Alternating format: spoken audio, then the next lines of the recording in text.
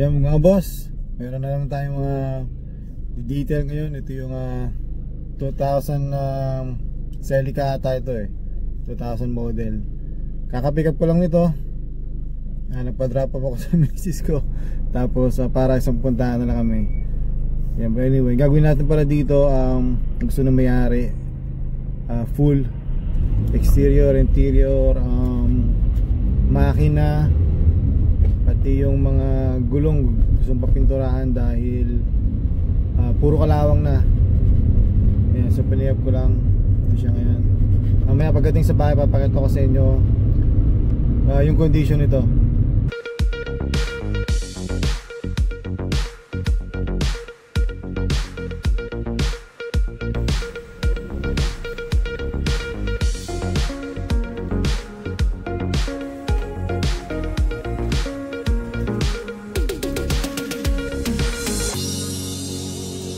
Yan, nakarating na ako dito sa bahay. Ito na yung ating detail ngayon. Yan, so ito yung Celica. Yan, ito ko sa inyo. Yan. Yan, so ito yung condition niya guys. Yan, kata nyo naman yung gulong. Ayan, so itutuklapan na. Yan, so dito matatagalan dahil kailangan baklasin yan, alihahin, pinturahan. Yan ang gagawin dyan. Pero overall, ito nyo naman ang body, walang ano yan, walang dent. Ayan, so ito nyo naman yan. Ito, meron na ito mga yan, scratches. Ako kung nakikita sa camera. Ayan, so ito yung condition nya. Tingnan natin yung paligid. Yan, ito walang problema, madumi lang talaga. Spoiler nya hindi fade. Usually nagpe-fade yan Yan, so ito yung pati yung kita nyo lahat ng gulong, ganyan ang condition. Yan, dito ang daming scratches dito. Natin dito guys. Yan, may mga paint chip. Ito, faded. Yan, pero overall talagang maganda pa yung condition. Pakita ko sa inyo yung makina.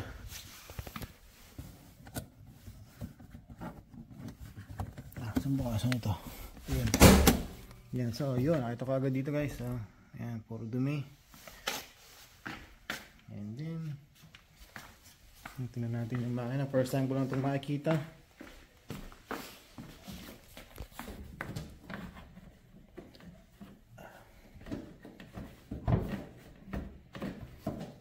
Saan ang kanyang ayan.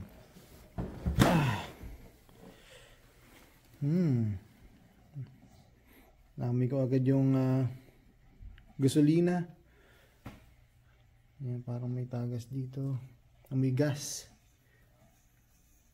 Yan, so anyway, yun ang condition niya. Hindi ko alam bakit nakatabingi yung battery. O ganyan talaga yan. Yan, so yan, lilinisin din natin lahat yan. Yan. Amoy talaga, amoy yung gas.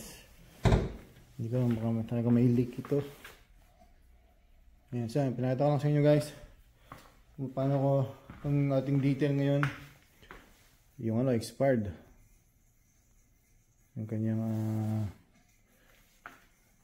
inspection. Yan, so again, ikakarwash ko na to kahit sobrang lamig sa labas. Kailangan ko ikarwash yung talaga ang aking unang ginagawa. Hindi pwedeng dinadala sa car wash dahil hindi nalilinis lahat. Yan, let's go. 2 hours later. Okay, so ito na yung itsura niya after car wash. Ayan, kita nyo guys. Ayan, nilagyan ko na rin pala ng mga tape. Yung mga trims niya, mga black trims. Ayan, so ito na yung kinalabasan. Pinakita ko lang muna sa inyo bago ko i-polish. Ayan, so makikita nyo dito. Ayan, overall okay naman. Yun lang talagang yung mga rims, yan mga mags. Diyan lang tayo mahihirapan. Yan, so nalagyan ko na ng tape. Yan siya. Yan, napakalamig mag-car wash. Alam niyo ba, pag nagka-car wash ako, pagka may naiwanan akong tubig dito o dito, tapos may gagawin ako sa kabilang side, pagbalik ko dito, yelo na. So kailangan talaga madaliin ko kasi kahapon napakalamig. Ngayon ay winter na. Yes, pinakita ko lang sa inyo guys bago tayo mag-polish.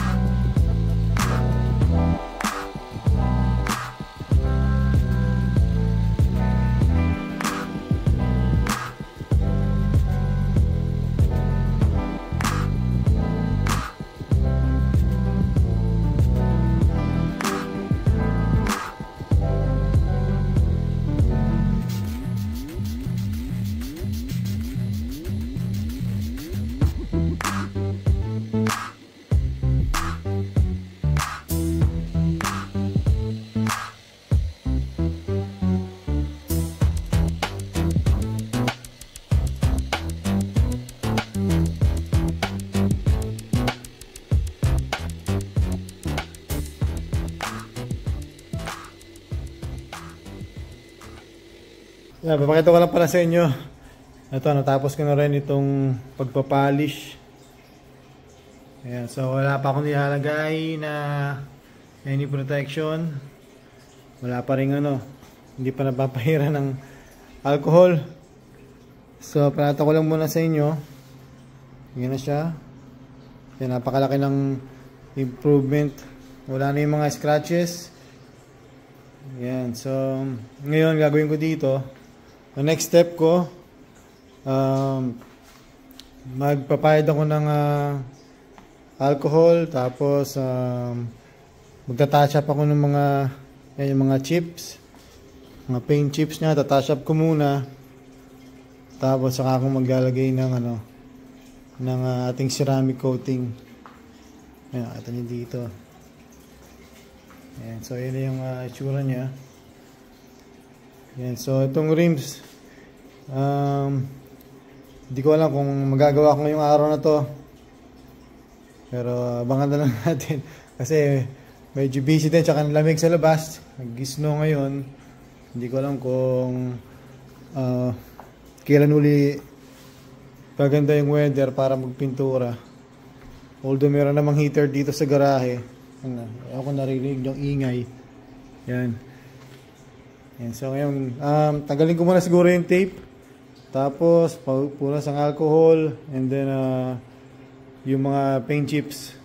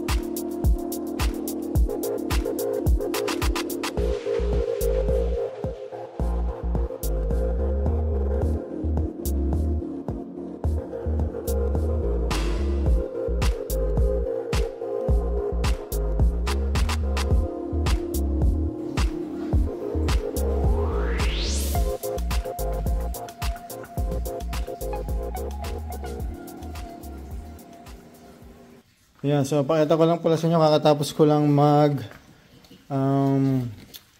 shampoo. Ayan, kita nyo, ang ganda na ng itsura niya. Makita nyo dito, wala na yung mga libag-libag. Tapos yung nanditong mancha. Ayan, wala na rin. Ang ginawa ko, yung steam ko kasi tumigas. So ito na yung itsura. Hindi ko lang kung makikita nyo ng mabuti, pero kung nakita nyo yung una niya, napaka dumi-dami libag. Tapos yung nandito, yung dumi dyan, natanggal na rin. Ito pala yung yung kanyang mat. Ayan, medyo basa pa yan eh. Ayan siya. Ginawa ko, inano ko muna yan, steam ng konti, syempre vacuum. Tapos yung ating shampoo. Ito yung dito. Ayan, wala na rin. Ayan, kita nyo, naganda na ng laki na ng difference, di ba? Ayan, so yan, may papakita ko sa inyo. Ito yung nakuha nating dumi dito sa sasakyan na to. Ayan, so makita nyo to. Pakita ko sa inyo. Yan. So, ganyan kadaming dumi. Nakuha natin ganyan siya kadumi. Galing lang yan dito sa upuan. Siguro mga mga 2 galon siguro yan. Yan. So anyway, pinakita ko lang sa inyo yung mga nakuha natin mga dumi. Yan na mga boss. Natapos ko na rin itong Celica. Napinturahan na yung mga rims. Napakita ko sa yung video kung paano ko ni-restore yan. Separate video na lang, okay? So makikita nyo, ang ganda na ng improvement. Wala na yung mga chip. Na-touch up ko na lahat. Mano-mano. Talagang matinding tiyagaan lang talaga. Yan, so makikita nyo dito guys. Laki na ng improvement ng mga gulong. Ayan. Ito ko sa inyo. Ayan. Wow. Bagay na. Hindi na katulad ng dinala dito na puro kalawang, puro chip. Yan. Ito na siya ang likod. Ito yan. Napaka-pogi niyan. Celica. Kinis. Ito nyo naman yan. Oh. Ito nyo naman yan. Quality. Oh, ha? Diba? Kinis yan. Parang kalalabas lang ng dealership. Yan yung mga rims. So, ganito ito nung kinuha nung 2003. Pati pala yung mga caliper. Pati yung ito yung drum brake. Pininturahan natin para maganda talaga yung itsura niya. Kasi kung maalala nyo, merong kalawang yung puro kalawang. Ang pangit naman kung bagong pintura yung rims. Tapos kalawang yung drum brake pati yung mga calipers. Yan, so makita nyo yung mga ilaw na ni-restore, yung mga bumbilya pinalitan ko, pati ito nilagyan natin. Yung likod, kinabitan din natin ng bagong ilaw, yung license plate. Ito ko sa inyo yung makina. Dito pala. Yan, makita nyo. Wala na yung mga nanditong mga libag. Maalala nyo, puro libag yan dito. Dyan. Dito sa gilid. Puro libag. Tsaka ang baho. Pero ngayon, ang bango. Yan, so pakita natin yung makina, pakita ko sa inyo.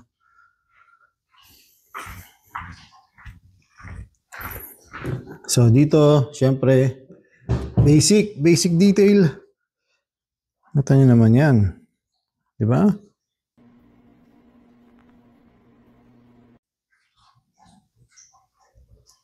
Parang yan. Parang bago. Hindi siya shiny. Ayoko talaga ng shiny yung makina. Ganda yung siya. Parang ganyan lang, matte or semi. para hindi laging kinakapitan ng dumi.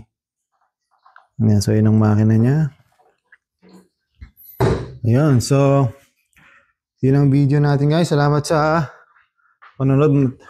Matutuwa yung ating customer nito dahil parang bago na naman yung kanyang Celica.